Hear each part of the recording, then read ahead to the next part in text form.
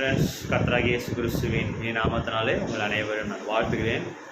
லூக்கா 18ஆம் அதிகாரம் 1ஆம் வசனத்தில் இப்படியாக நாம் வாசிக்கிறோம். சோர்ந்து போகாமல் எப்பொழுதும் ஜெபம் பண்ண வேண்டும் என்று சொல்லி.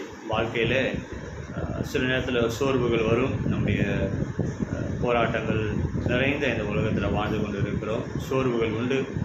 மனிதனாக இருக்கிற ஒவ்வொருவரும் சோர்வின் பாதையில் நாம் கடந்து போவது உண்டு. ஆனால் ஆண்டவர் அந்த இடத்துல ஒரு ஓமையை சொல்லுகிறார்.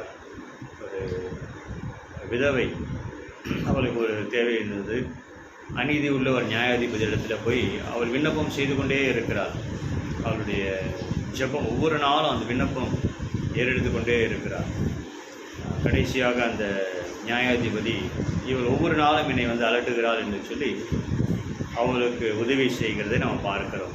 ஆண்டவர் சொல்கிறார், இரவும் பகலும் என்னை நோக்கி கூப்பிடுகிறவருடைய விஷயத்தில் நான் அற்புதம் செய்வேன் என்று சொல்லி இயேசு கிறிஸ்து வாக்கு கொடுக்கிறார். அப்போது எந்த ஒரு போராட்டமாக இருந்தாலும் அது மாறும். எப்போ மாறும் என்று சொன்னால், நம்ம இடைவிடாமல் நம் தேவனை நாம் ஜெபித்து துதித்து ஆராதித்து கொண்டு இருக்க வேண்டும். நம்முடைய விண்ணப்பங்களை வைத்து கொண்டே இருக்க வேண்டும்.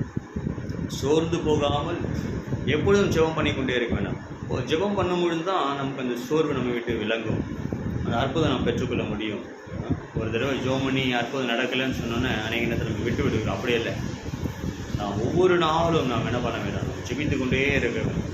அப்போது ஜெபிக்கிற கிறிஸ்தவனுக்குள்ளே தான் ஒரு விசுவாசம் இருக்கும், ஒரு நம்பிக்கை இருக்கும், ஒரு தைரியம் இருக்கும். இல்லை என்று சொன்னால் நம்ம சோர்வோடு கூட இருப்போம். சோர்வோடு கூட இருக்கும்போது என்ன நடக்குதுன்னு சொன்னால், அந்த அற்புதங்களை கூட நம்ம பெற்றுக்கொள்ள முடியாது.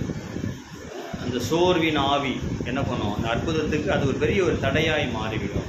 அப்போ இந்த நாளிலே ஆண்டோட வார்த்தை உங்களுக்கு நேராக கடந்து வருகிறது. உற்சாகமாய் என்ன பண்ணுங்க? ஜெபிங்க. உற்சாகமாய் ஒவ்வொரு நாளும் கர்த்தரை துதித்து, கர்த்தரை ஆராதித்து, பாடல்களை பாடி கர்த்தரை மகிமைப்படுத்துங்க.